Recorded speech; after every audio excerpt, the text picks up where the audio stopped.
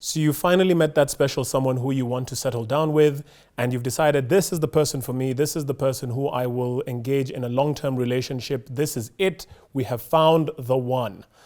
Does the one actually mean that you compromise and sacrifice your success, or does it actually complement and help you get to where you're going? Let's discuss success and long-term relationships. My name is Mwenesi, and this is Get Yours.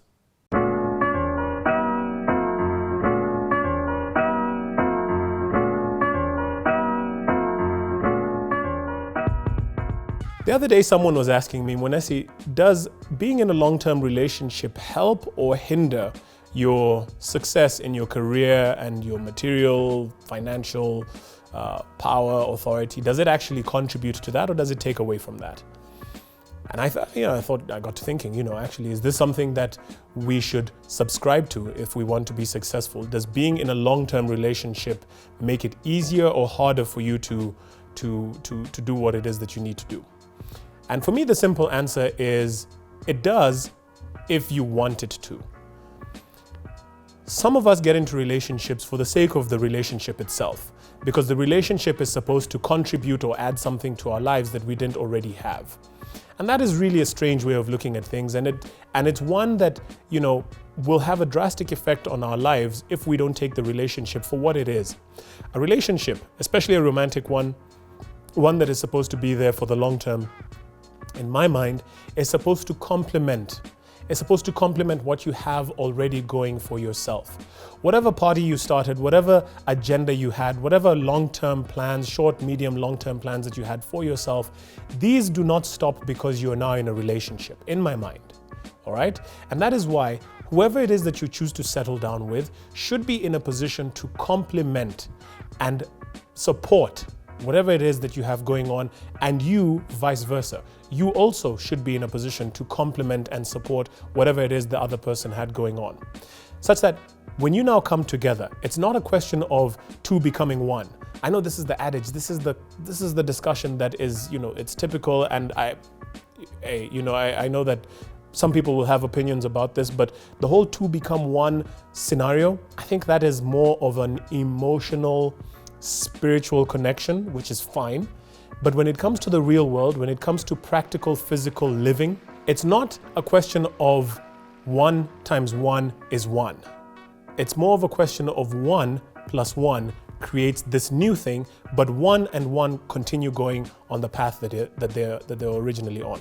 So if I'm on my path, if I'm doing what I'm doing, if I had my plans before I got married or before I settled down, and I had this agenda, these milestones that I wanted to accomplish on my life, I need to be in a position to communicate that with my partner, with my long-term partner, and let them know that, look, this is where you've met me, this is the journey that I'm on.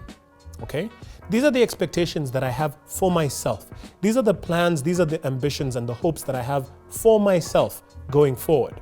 And if you are coming in and joining me on this new thing that we are now trying to create, this family, this agenda, this home that we're trying to create, then you are bringing on board something that is going to contribute or help me on my journey. And I need to be very clear as well on what your expectations, your milestones, your ambitions, your journey is, so that I know what you expect me to contribute to your journey. It is not a question of, now that I am with you, my journey ends, your journey ends, and we start this new one together. No, that's not the case. This new path that we're on is just one thing that we're doing together on top of the other things that we were already doing in the first place. And this speaks to how important it is as couples to have some level of ambition, some level of destination or objectives that you want to hit for yourselves as individuals and as a couple as well. And I think this is where, most people and couples and relationships tend to kind of fall apart, in my humble opinion, when I look at, when people come together and they decide, okay, you know what, we're doing this because we love each other so much, and now, I'm on this path. I know I wanted to be a doctor, but now because I'm with this person, I'm no longer going to do that. I want to do this thing that we are doing together, and I wanted to do this. What ends up happening is the minute you get down the line in your relationship and you realize, I had all these dreams, I had all these goals, I had all these ambitions, but I gave them up. I sacrificed them for you. What does that happen? What does that create? It creates resentment. It creates your partner becomes the scapegoat for you not accomplishing what it is that you wanted to accomplish in the first place. And I think that comes from not having that open and honest communication from the beginning as to what do I want to accomplish for myself? What is my journey as an individual? Are you in a position to help me on my journey? And what are we going to accomplish together? So the things that we can potentially accomplish together would be a home that we live in together, children that we have together, maybe some investments or savings that we have together, and some other things that we will do together.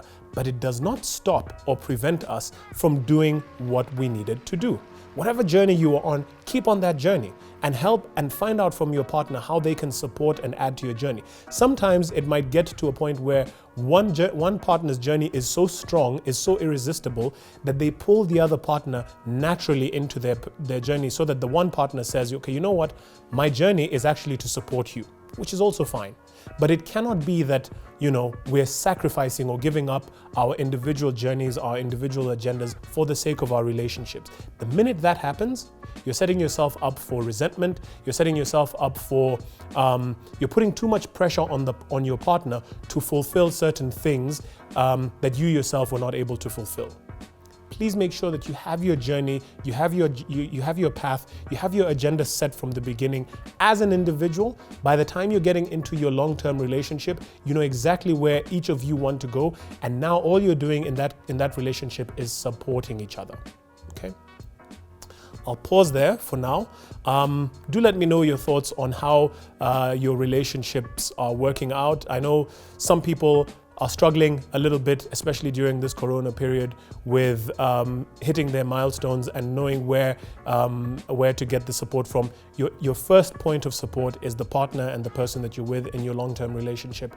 And then from there, it's a question of seeing how you build and grow together, not necessarily sacrificing each other's individual goals for the sake of this relationship. Keep watching, keep sharing, keep subscribing. Remember, all I want you to do is get yours.